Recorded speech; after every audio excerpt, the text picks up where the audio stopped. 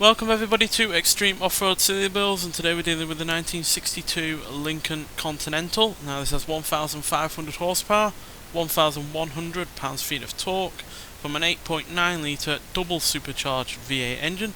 The car itself now weighs 4,027 pounds, has all-wheel drive, off-road tyres and off-road suspension, and it can now do 0 to 60 in 3.74 seconds, 0 to 100 in 6.146 seconds, and going to a top speed of 227 miles an hour.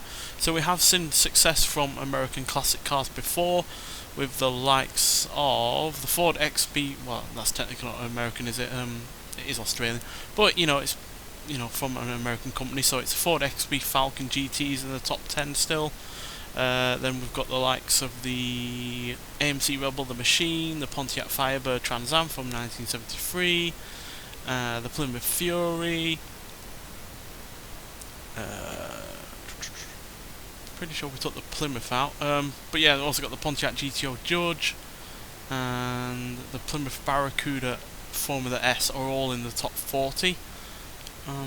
Pretty sure we took out the have we not taken out the Belvedere yet? I don't believe we have. No, we haven't. So that's another one that I'm going to take out at some point. But yeah, hopefully that'll do well. But regardless, I hope this does well on its own as well. And it's got pretty good stats, as you can see. Off-road stat is great, especially for a car of this type. The launch, acceleration and top speed are all pretty excellent as well. Braking is decent, although because it weighs as much as it does, that's why the braking isn't quite as good as it could have been. And yeah, the handling is by no means the best, but it's by no means the worst either. Main worry is the fact that this has quite large overhangs, especially at the rear. That could catch on the ground and play havoc with the overall controllability of the vehicle. But yeah, still, hopefully it will do well, because I really like this car. It's easily one of my favourites added to the festival playlist, which you can currently get for 40 points. Get out there and get it. It's a great car. It's not going to be for everyone because it's hardly the fastest, but it's still a great car regardless, especially in terms of design. And yeah, I can nothing but congratulate Playground Games for putting this in the game, because yeah, not had it in a Forza game for more than a decade, so to get it back is always a great thing. Just check, there's so many other cars from the likes of Forza Motorsport 4, especially in terms of American cars, that just haven't had another chance at a Forza release, to be honest. For instance, like the, I think it's called the Shelby GT400 CJ, which means Cobra Jet. We haven't had that for a while. As well as, I don't know, some poor classics like the Ford Pinto, but I still have to see what that could do in a game like this. But regardless, this car so far is doing pretty well. It helps that it had pretty soft suspension to start with, so off-road suspension is only going to make that softer, but that doesn't mean it makes it more pliable for the, the all-wheel drive, the extra torque that's going on, and the bumps and the jumps. It's surprisingly agile for such a long, heavy car. It's easily one of the longest cars that we've had on this series, and yet this is somehow shorter than the previous generation that it succeeded. Just mind-boggling that there'll be even a car even longer than this.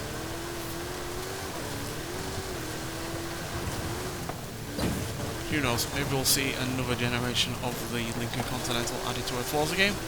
We've only had 2 generations so far, this one and the one from 2017.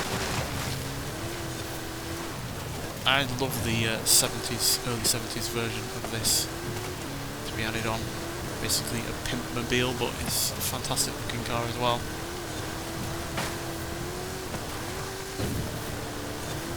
Frankly, we haven't had enough American classics in terms of, more oddball kind of stuff in enough Forza games, to be honest. I'd love the Pontiac Le Mans to be added to a Forza game. Chiefly because that was using the fantastic film The French Connection, in that amazing car chase with the chasing down the train.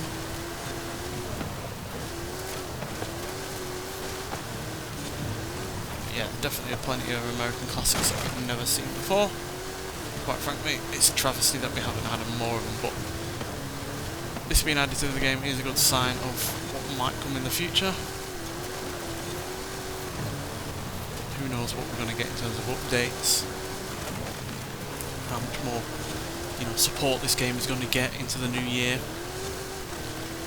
Plenty of questions hanging around, but regardless, this car is doing fantastically well for the kind of car that it is. Oh dear.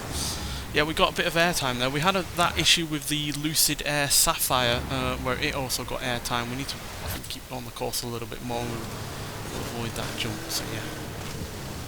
Yeah, there we go. So, only had to use a rewind there. But no foul really, because we're nearly to the end. Yeah, this car's been surprisingly fast.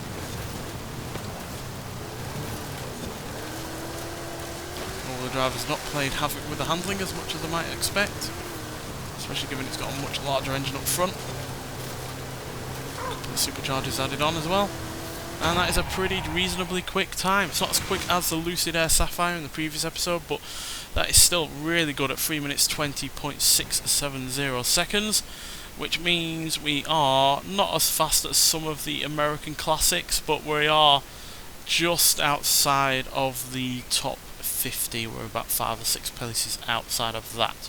But we have beaten the likes of the Illumicraft Class 1 buggy, the Toyota Tacoma TRD Pro, the Ford Mustang Mach-E 1400, Cupra Formentor VZ5, the Rivian R1S, the Jeep Gladiator Rubicon, the Celine Sport Truck XR Black Label, the Lancia Delta HF Integrale Evo, and the Volkswagen Pickup LX, as well as a pair of GMCs from in terms of the Cyclone and Typhoon. So yeah, we're fairly quicker than a lot of, you know, off-road orientated vehicles, from your rally cars to your SUVs and the like. But we are slightly slower than the Rivian R1T, the Chevrolet Silverado LT Trail Boss, the Toyota Sports 800, and the Lexus RCF Track Edition. So yeah, we are slower than a few other, you know, off-road orientated vehicles. And obviously we aren't in the top 50, so we are way off the likes of the American classics that I mentioned at the beginning of the video.